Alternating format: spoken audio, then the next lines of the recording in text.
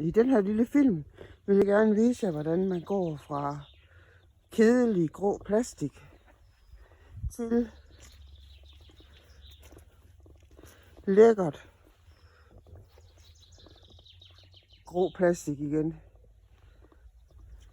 Det er en meget simpel proces, og du skal kun bruge nogle ting, som du alligevel har i dit køkkenskab. Her er de 2 ting, jeg skal bruge.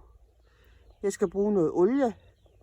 Jeg har købt noget billig rapsolie nede ved min købmand, som man jo også kan bruge til at stege og sådan noget i.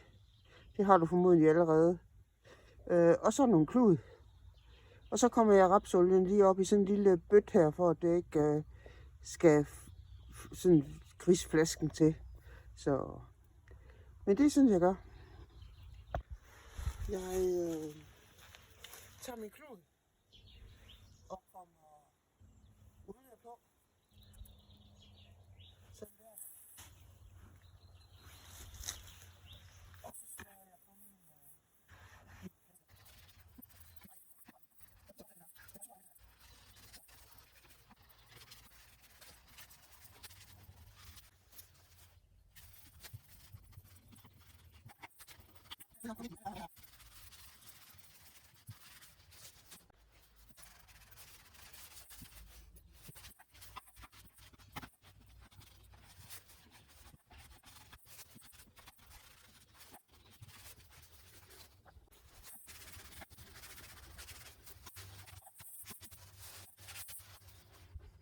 Så er min